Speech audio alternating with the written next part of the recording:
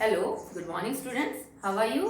आई hope आप लोग अच्छे होंगे, ठीक है, और अपनी पढ़ाई रेगुलरली कर रहे होंगे, ठीक है। यूटी ज़्यादातर बच्चों ने अटेम्प्ट किया, सो आई एम हैप्पी कि आपने सबने ऑलमोस्ट यूनिट टेस्ट जो है वो दिया है। वैसे भी मैंने आज मैसेज छोड़ा था, अगर किसी भी वजह से किसी बच्चे का यूटी नहीं हो पाया, कुछ भी रीजन हो सकता है बेटा, तो आज तक का टाइम था आपके पास, आप यूटी जो है वो सबमिट करवा सकते हैं, ठीक है। वैसे ज्यादातर बच्चों ने यूटी दिया है, so that will be good, ठीक है। सो नेक्स्ट आपका टॉपिक रहेगा that is numericals on the D Broglie equation. Last time मैंने आपको सॉल्ड न्यूमेरिकल्स थे बेटा जो वो करवाए थे, 7 थे, मैंने आपको 5 करवा दिए थे, 2 आपके लिए छोड़े थे। आई होप हो गए होंगे। अगर आपको प्रॉब्लम है तो आप मुझे बता दीजिएगा। ओके, सो अब हम कर रहे हैं unsolved numericals. Okay, so the first is calculate the momentum of a particle. अब आपसे डायरेक्टली मोमेंटम निकलवा रहा है, no lambda, no frequency, nothing, ठीक है। तो मोमेंटम क्या है, P, और P किसके बराबर है, mv के बराबर है, ये आपसे निकलवा रहा है। Of a particle which have D Broglie wavelength, आपको वेवलेंथ दे रखी किसी पार्टिकल के लिए, दैट इज 1 एंगस्ट्रॉन और 0 पॉइंट, कह रहा है कि 1 एंगस्ट्रॉन मान लो या 0.1 नैनोमीटर मान लो। पर क्योंकि बेटा आपको देखिए एक्चुअली में जो यहाँ पे वेलोसिटी है वो मीटर पर सेकंड लेंगे आप, ओके।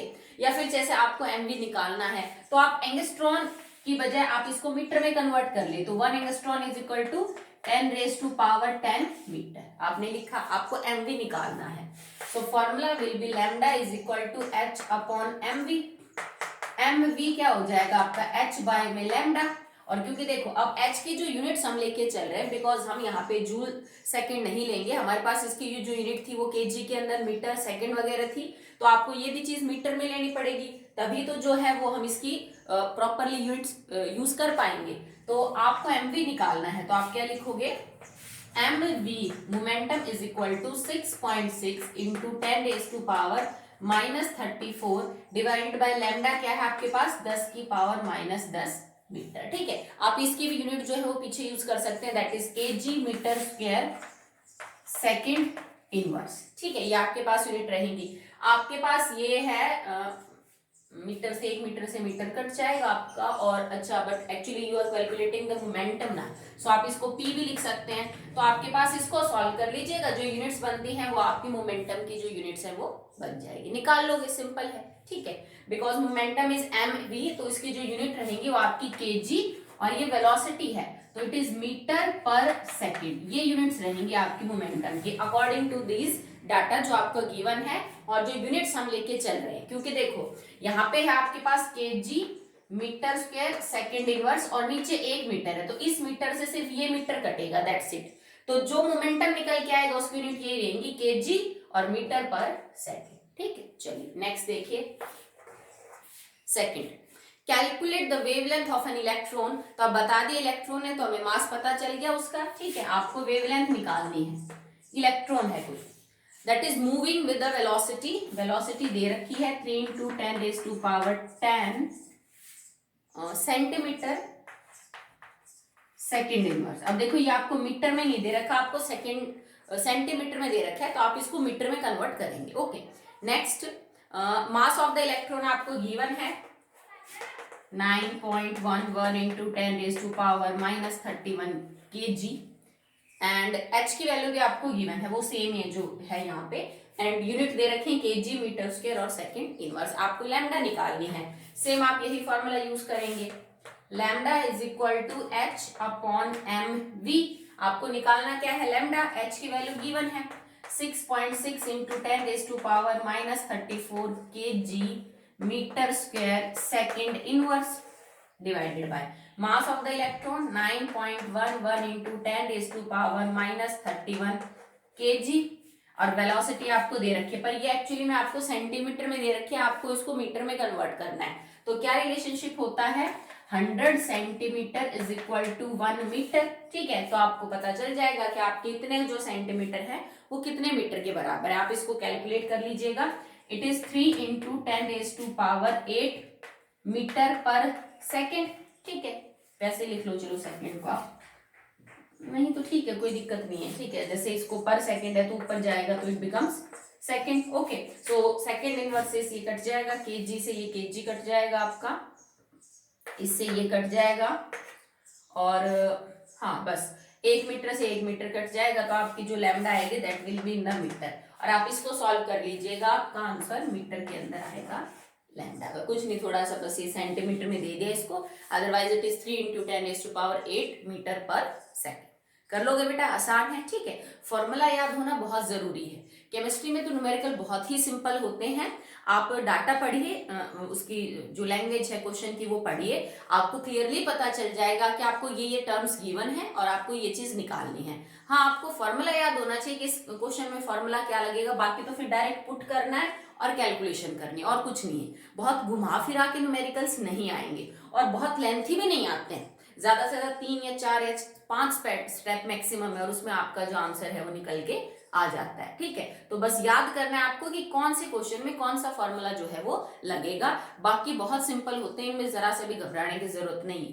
और सीबीएसई तो बेटा अपने बोर्ड एग्जाम में लगभग 11 से 12 के आसपास न्यूमेरिकल्स रखती है नंबर की, ओके। 70 में से आप 12 नंबर मान के चलो न्यूमेरिकल्स के, ओके। तो वो तो आप छोड़ भी नहीं सकते हो। और यूं तो है नहीं कि चलो थ्योरी करके चले जाते हैं। हमारे 5 चैप्टर में न्यूमेरिकल्स हैं, तो पांचों के न्यूमेरिकल इंपॉर्टेंट है। 12 नंबर का खाली आपका न्यूमेरिकल पोर्शन आएगा बोर्ड एग्जाम में, 11th 12th की जो हम बात कर रहे हैं उसमें। चलिए थर्ड न्यूमेरिकल देखिए।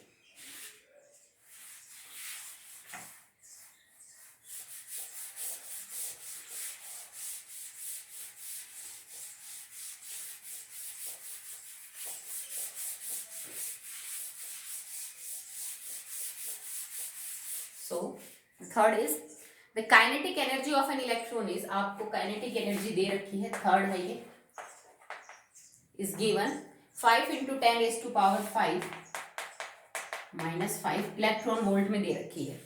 हाँ, calculate the wavelength of the wave associated with the electron. ये इलेक्ट्रॉन है तो इसका मास वगैरह हमें पता है, आपको लैम्डा निकालनी है। And the mass of the electron is taken as, अच्छा इसने अप्रोक्सीमेट दे दिया बेटा कि अप्रोक्सीमेट आप इलेक्ट्रॉन का जो मास है ना वो ये ले सकते हैं 10⁻³ kg, इसने दिया है। अदरवाइज हम ले लेते जो 9.11 लेके चलते हैं, ठीक है। कैलकुलेट द वेवलेंथ, आपको वेवलेंथ निकालनी। तो देखो बेटा, lambda is equal to h/mv होता है। आपको वेलोसिटी नहीं पता क्या है, ठीक है, बट आपको h पता है, लैम्डा आपको निकालना है, मास आपको दे दिया है। अब एक इक्वेशन में 2 अननोन फैक्ट्स तो निकल नहीं सकते। काइनेटिक एनर्जी की इक्वेशन को यूज करके हम पहले वेलोसिटी निकालेंगे, जो वेलोसिटी निकलेगी उसको इस इक्वेशन में पुट करेंगे, ठीक है। Because kinetic energy is equal to half mv² है, और हाफ mv² किसके बराबर है, 5 × 10⁻⁻5, और ये आपकी एनर्जी इन द इलेक्ट्रॉन।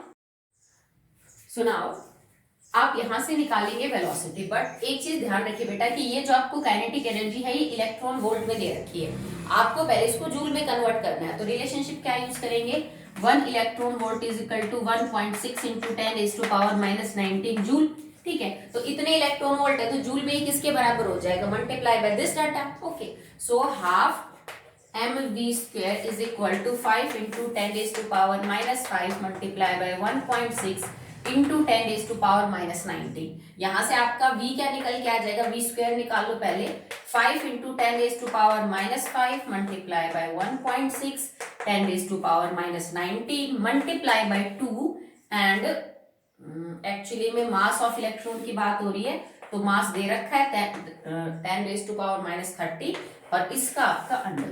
तो यहां से आपकी वेलोसिटी निकल के आ जाएगी। जो वेलोसिटी निकले फिर उसको यहां पुट करिएगा और फिर उसके बाद आप लैम्डा जो है वो निकाल सकते हैं, ठीक है। चलिए नेक्स्ट न्यूमेरिकल करते हैं, न्यूमेरिकल नंबर 4।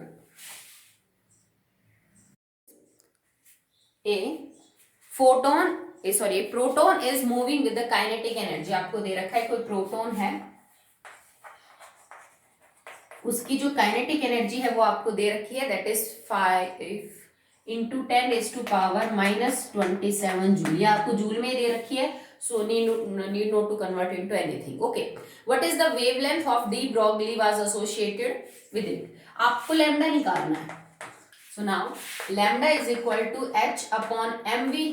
अब भाई आपको ना तो इसने काइनेटिक एनर्जी एक्चुअली बता रखी है, बट काइनेटिक एनर्जी है half mv² is equal to 5 × 10⁻⁻27 joule. इससे आप वेलोसिटी निकाल सकते थे अगर आपको मास दे रखा होता प्रोटॉन का। तो एक तो इसमें आप ये चीज यूज कर सकते हो कि जैसे इलेक्ट्रॉन का मास फिक्स होता है, प्रोटॉन का भी फिक्स होता है, और आपको 9th से आप पढ़ रहे हैं, 9th में 11th में आपने पढ़ा है, तो आप वो पुट कर दीजिए, बिकॉज बाकी कुछ तो गिवन नहीं है आपको। अगर कुछ और होता तो वो बताता आपको कि भाई आप ये लेके चलिए। या फिर आप इसको यूज कर सकते हो कि निकाल सकते हो आप प्रोटॉन का मास। कैसे? देखो, प्रोटॉन क्या होता है बेटा, H पॉजिटिव। हाइड्रोजन का जब आप एक इलेक्ट्रॉन बाहर निकाल देते हो तो जो बचता है उसको हम प्रोटॉन बोलते हैं, ठीक है। इसका मतलब it contains 1 proton and 1 neutron. Neutron पे तो चार्ज 0 होता है। अब अगर आपसे कोई इसका मास पूछे कि बेटा प्रोटॉन का वजन कितना होता है, तो देखो, हाइड्रोजन जो एटम का 1 मोल का जो वजन, 1 mole mass is equal to 1.008 gram. Exactly hydrogen के 1 मोल एटम्स का जो वजन है वो कितना होता है आपका 1.008 ग्राम। समझ रहे हो इस चीज को आप? ठीक है। अगर आप इसको केजी में कन्वर्ट करना चाहते हो देन 10⁻³ kg। क्लियर है? ठीक है। ये 1 मोल एटम का वजन है। आपको ना 1 मोल हाइड्रोजन एटम का वजन है। इलेक्ट्रॉन निकालने से वजन पे फर्क नहीं पड़ता। जैसे कि मान लीजिए मैं आपसे ये कह दूं कि भाई Na का क्या वजन है 1 मोल के हिसाब से, तो तुम कहोगे मैडम 23 ग्राम।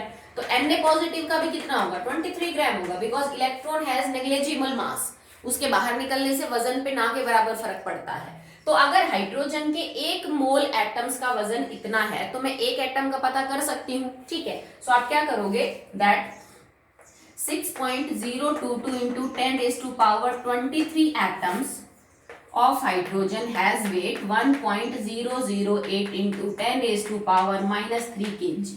ठीक है, तो एक एटम में कितना वजन होगा? 1.008 into 10⁻³ kg divided by 6.022 into 10⁻23। ठीक है, अब आपको पता चलेगा कि एक एटम का जो वजन है वो कितना है। और क्योंकि एक एटम में हाइड्रोजन के पास 1 इलेक्ट्रॉन, 1 प्रोटॉन और 1 न्यूट्रॉन है, और प्रोटॉन का मतलब है ये इलेक्ट्रॉन निकाल दिया, तो न्यूक्लियस तो अभी भी वही है। और आपको रदरफोर्ड का मॉडल याद है ना, कि जो सारा मास होता है वो तो न्यूक्लियस के अंदर होता है, और इलेक्ट्रॉन के निकालने से मास पे कोई फर्क पड़ता नहीं। तो आप यहां से ये पता कर लोगे कि actually this is the mass of 1 proton. ठीक है, क्योंकि इलेक्ट्रॉन ही तो बाहर निकला, इलेक्ट्रॉन के बाहर निकालने से वजन पे क्या फर्क पड़ेगा। तो चाहे तो आप इसको सॉल्व कर लो, ठीक है, या फिर आप डायरेक्ट डाटा यूज कर लीजिए। तो डायरेक्ट आपका डाटा यूज करोगे तो उसका आंसर आएगा 1.67 into 10⁻27 kg। ठीक है, कि इतना किलोग्राम प्रोटॉन का वेट होता है। आप चाहे इसको सॉल्व करके देख लीजिए या फिर डायरेक्ट भी ऐसे ही निकाला गया, सिंपल सी बात है। तो आपको मास ये यूज करना है। तो हमारे पास मास है, हमें वेलोसिटी निकालनी है, हमें एनर्जी डायरेक्ट जूल में दे रखी है। यहां से वेलोसिटी निकाल लेंगे, वो वेलोसिटी इस फॉर्मूले में पुट करेंगे और फिर लैम्डा निकाल लेंगे, सिंपल है। ठीक है। 5th, A particle having a wavelength आपको दे रखी है लैम्डा 6.6 into 10⁻⁻6 मीटर, ये आपको गिवन है। Is moving with the velocity of, velocity दे रखी है 4 मीटर पर second. Find the mass of the particle, Planck's constant आपको दे रखा है, आपको m निकालना है। ठीक है, so lambda is equal to h/mv। Mass निकालना है, वेलोसिटी दे रखी है, लैम्डा दे रखी है, h पता है आपको। ठीक है, इसकी यूनिट मीटर पर सेकंड में, नो प्रॉब्लम, ये मीटर में दे रखी है, no need to convert any units, ठीक, कन्वर्जन। h की जो यूनिट है that is kg metre square second inverse. तो ऑब्वियस सी बात है जो तुम्हारा मास निकल के आएगा वो किस में निकल के आएगा? kg के अंदर आपका निकल के आएगा, बिकॉज बाकी सब तो कट जाएगा। तो सिंपल है, डायरेक्ट बस आपको पुट करना है, उसके बाद आपका न्यूमेरिकल निकल जाएगा। ओके, अगला देखिए बेटा।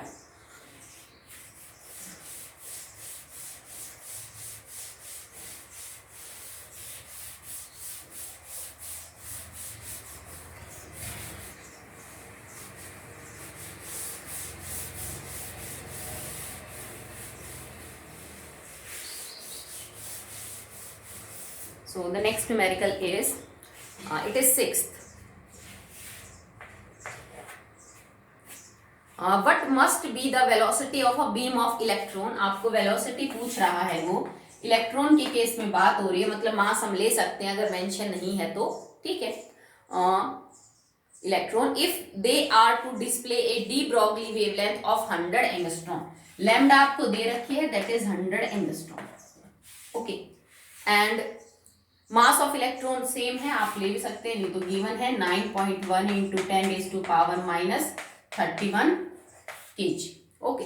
जैसे एक न्यूमेरिकल में आपको लिख रखा था यहाँ पे कि आप 10⁻−30 ले लीजिए, गिवन है तो हमें वही लेके चलनी, बट अगर नहीं दे रखा तो हम एग्जैक्ट लेके चलेंगे, okay. And what is given, Planck's constant h की वैल्यू गिवन है, सो वही है सेम जो आपको लेनी है।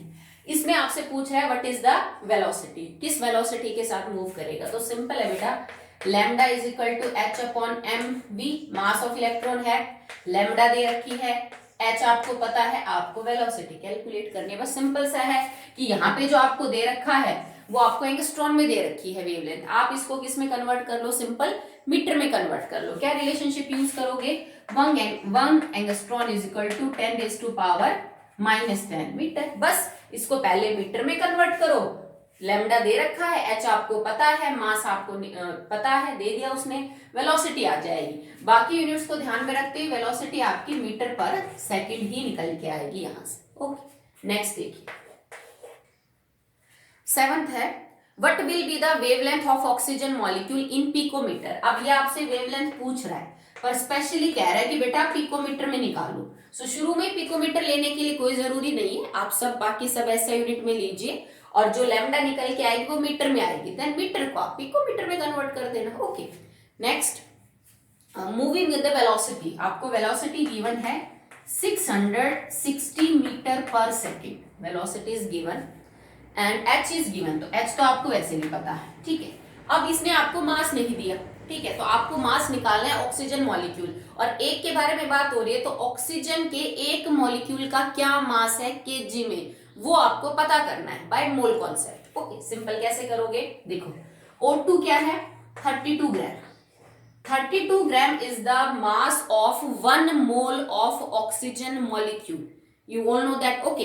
अगर आपके पास ऑक्सीजन के 1 मोल मॉलिक्यूल है तब उनका वजन कितना है, 32 ग्राम, मतलब मैं यूं लिख सकती हूँ 6.022 into 10⁻23 molecules of O2 has weight या मास 32 ग्राम, तो एक मॉलिक्यूल में कितना वजन होगा बेटा, 32 डिवाइडेड बाय 6.022 इंटू 10⁻23 और ग्राम। यहां से आपको ये पता चल जाएगा कि ग्राम के अंदर आपका जो एक्चुअली में वजन है वो कितना है ऑक्सीजन के एक मॉलिक्यूल का। ये जो ग्राम में वजन आएगा आप इसको किस में कन्वर्ट कर देना, केजी में, बिकॉज बाकी एच की जो यूनिट है वो केजी में है। तुम्हें यहां से मास पता चल जाएगा, ठीक है, कि एक ऑक्सीजन के मॉलिक्यूल का केजी में वेट कितना है। उसके बाद ये इक्वेशन यूज करी, लैम्डा आपको निकालना है, h दे रखा है, मास आपने पता कर लिया, वेलोसिटी इसमें दे रखी है, ठीक है, तो ये मीटर पर सेकंड में है, ये आपका केजी में आएगा। h की यूनिट जो है वो KG metre square second inverse है, तो इन सब को सॉल्व करने के बाद आपका लैम्डा यहाँ से मीटर में निकल के आएगा, ठीक है। फिर बिकॉज आंसर में स्पेशली वो पिकोमीटर में ही निकलवा रहा है, तो आप क्या करोगे, ये रिलेशनशिप यूज करो, 1 picometre is equal to 10⁻⁻12 metre.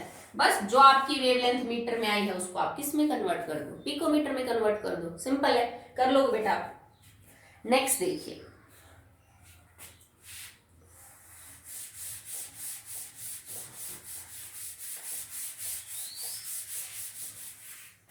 Next is 8। A tennis ball of mass 6 into 10⁻⁻2 kg, mass है किसी बॉल का 6.2 इंटू 10⁻⁻2 kg, कोई टेनिस बॉल है, सॉरी 6.0, ठीक है, moving with the speed of 62 metre पर second. Calculate the wavelength associated with this moving tennis ball, will the movement of the ball exhibit a wave character explain. अब ये क्या कहता है, सबसे पहले तो आप वेवलेंथ निकालो, और वेवलेंथ निकालने के बाद इस चीज को एक्सप्लेन करो, क्या इसके अंदर वेव करेक्टर है, हाँ नहीं, जो भी है, ठीक है। तो सबसे पहले इक्वेशन सिंपल है, h upon M v, v दे रखी है, m दे रखा है, मास ऑलरेडी केजी में है, no need to convert. Velocity भी मीटर पर सेकेंड है, कोई कन्वर्जन करने की आपको जरूरत नहीं है। यहां से जो लैम्डा निकल के आएगा वो आपका मीटर में निकल के आएगा। अब आपको दूसरे क्वेश्चन का आंसर देना है। यहां से लेंथ निकल गई, वेवलेंथ।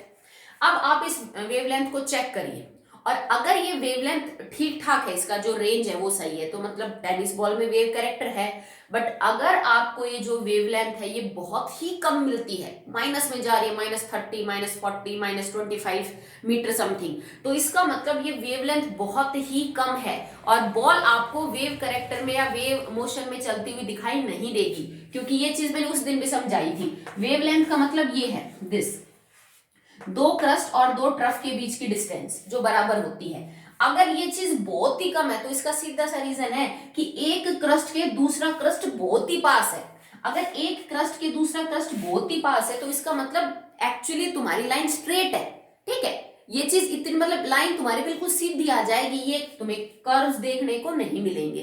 तो जब आप इसकी लेंथ निकालोगे ना, तो क्योंकि मास देखो बेटा कितना है, ठीक ठाक है, इलेक्ट्रॉन प्रोटॉन से तो कंपैरिजन में तो बहुत सही है टेनिस बॉल का, तो लैम्डा आपकी छोटी आएगी। और उससे हम ये कंक्लूड करेंगे बिकॉज लैम्डा इतनी कम है तो हमें उसका वेव कैरेक्टर एप्रिशिएबल नहीं मिलेगा। ओके, नेक्स्ट देखिए, 9th है, calculate D Broglie wavelength of an electron moving with 1% of the speed of light. देखो आपको निकालना है लैम्डा, आपको लैम्डा निकालना है। मास इलेक्ट्रॉन की ही बात कर रहा है, तो 9.1 इंटू 10⁻⁻31 kg। और वेलोसिटी में क्या करता है कि जो 1% है ना स्पीड ऑफ लाइट का, 1% जो है उसकी स्पीड है। तो आप जो स्पीड ऑफ लाइट है दैट इज 3 इंटू 10⁸8 मीटर पर सेकेंड, आप इसका 1% निकाल लो, निकाल सकते हो, ठीक है। जैसे हम निकालते हैं ना कि मान लो भाई एक तो आप यूं सॉल्व करते हो इस चीज को, जैसे तुम अपने मार्क्स ही टोटल में से इतने आए तो परसेंटेज ये है, तो अगर आपको मैं परसेंटेज बता दूं, टोटल बता दूं, तो उसमें से आप ऑब्टेन मार्क्स भी निकाल सकते हो, ठीक है। जैसे फॉर्मूला आप ये यूज करते हो, परसेंटेज क्या निकालोगे, marks obtain total marks multiply by 100।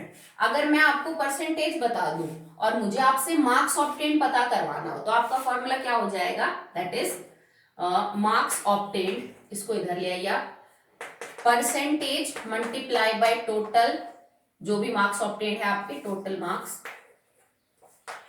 And one thing divided by 100। इसी तरह से सॉल्व करते हो ना, बात तो वही है। अब मैं आपको ये बता रही हूँ ऑलरेडी कि बेटा जो परसेंटेज है ना वो आपकी 1% है, मतलब स्पीड ऑफ लाइट का जो 1% निकल के आएगी ना स्पीड, उस स्पीड से इलेक्ट्रॉन मूव कर रहा है। तो आपको परसेंटेज ऑलरेडी बता रखी है, मुझे तो ये पता करना है एक्चुअली स्पीड क्या है। तो एक्चुअली स्पीड को चलो मैंने x मान लिया, परसेंटेज कितनी दे रखी है 1, मल्टीप्लाई बाय टोटल मार्क्स का मतलब स्पीड क्या है जिसका 1% है, 3 इंटू 10⁸8 मीटर पर सेकेंड, ये भी ऑलरेडी मीटर पर सेकेंड में ही निकल के आएगी, एंड डिवाइडेड बाय 100। तो 100 को आप 10⁻2 कर सकते हो, ऊपर 10⁻8 है, नीचे 10⁻2 है, तो क्या करेंगे, बेस सेम है, 10⁻8 माइनस में 2, 10⁻6। तो आपका x क्या आ गया, 3 इंटू 10⁻6 मीटर पर सेकेंड। तो इसने एक सिंपल सी चीज बस थोड़ी सी घुमा दी और कुछ नहीं, कि एक्चुअली मेरा जो इलेक्ट्रॉन मूव कर रहा है वो स्पीड ऑफ लाइट से नहीं, इसके 1% से मूव कर रहा है, तो उसका 1% आ जाएगा 3 इंटू 10⁻6 मीटर पर सेकेंड। तो वेलोसिटी मेरी पता चल गई, ठीक है। वेलोसिटी आपकी निकल के आ गई, lambda is equal to h/mv, v पता चल गया, यहां से लैम्डा निकालना है, h आपको पता है, मास ऑफ इलेक्ट्रॉन ऑलरेडी आपको गिवन है, ठीक है। यूनिट्स इसकी ऑलरेडी मीटर पर सेकेंड है, तो हमें कोई कन्वर्जन वगैरह करने की जरूरत ही नहीं पड़ी। ओके, चलिए नेक्स्ट न्यूमेरिकल देखिए बेटा।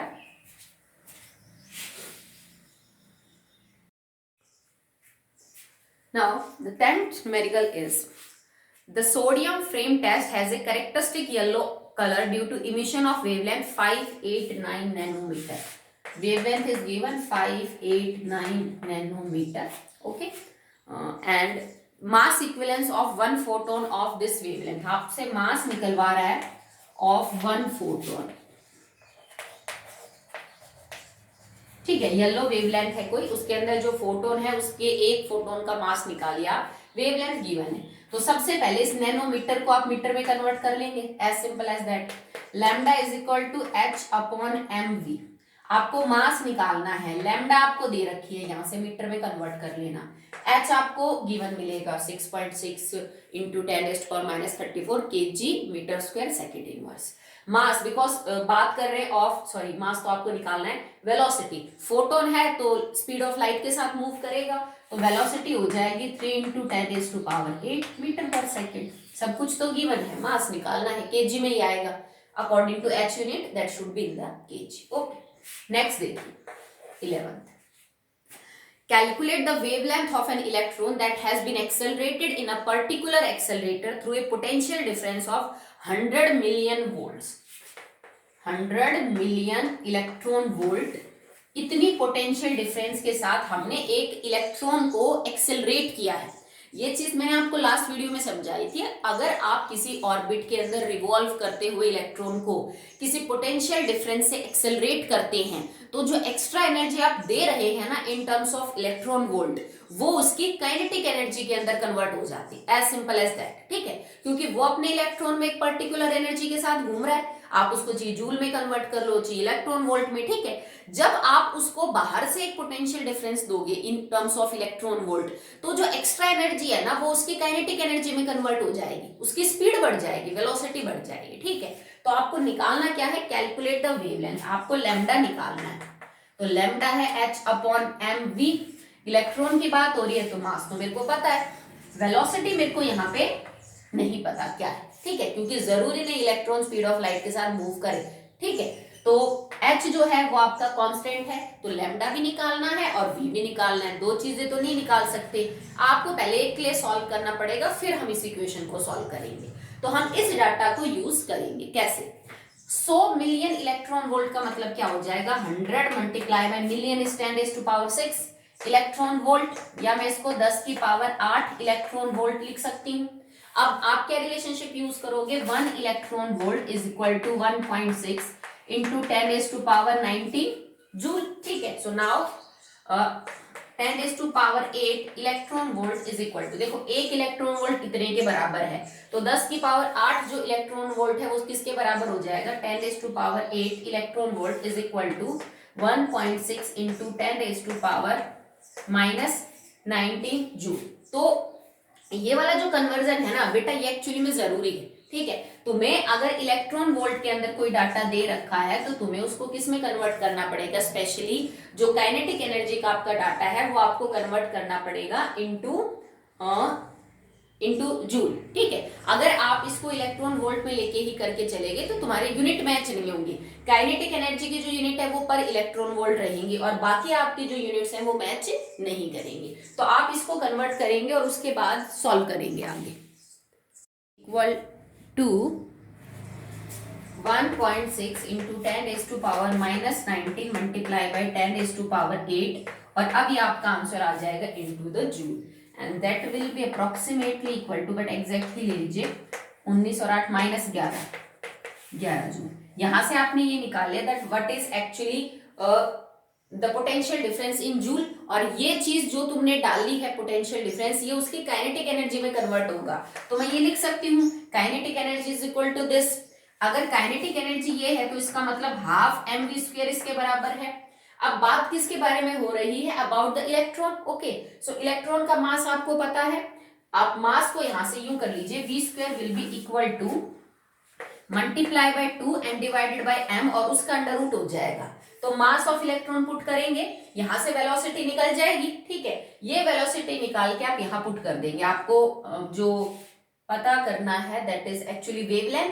तो आपको मास पता है किसका, इलेक्ट्रॉन का, वेलोसिटी आपकी यहां से निकल के आ गई, h आपको पता है, आप लैम्डा निकाल सकते हैं। ठीक है, तो कुछ नहीं, हमने ये जो इलेक्ट्रॉन वोल्ट वाला पोटेंशियल डिफरेंस था इसको एक्चुअली में सॉल्व किया, और हमें ये बात ध्यान रखनी है कि ये जो एक्स्ट्रा पोटेंशियल डिफरेंस आप दोगे ये एक्चुअली काइनेटिक एनर्जी में कन्वर्ट होगा। बस काइनेटिक एनर्जी से वेलोसिटी निकाल ली और वेलोसिटी को फिर डी ब्रॉगली इक्वेशन में पुट कर दिया। ओके, नेक्स्ट है 12th क्वेश्चन।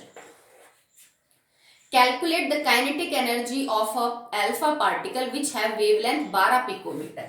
लैम्डा दे रखी है 12 picometre. So first convert this into metre. Simple है, कर लोगे आप। काइनेटिक एनर्जी ही निकालनी है, मतलब हाफ mv² निकालना है।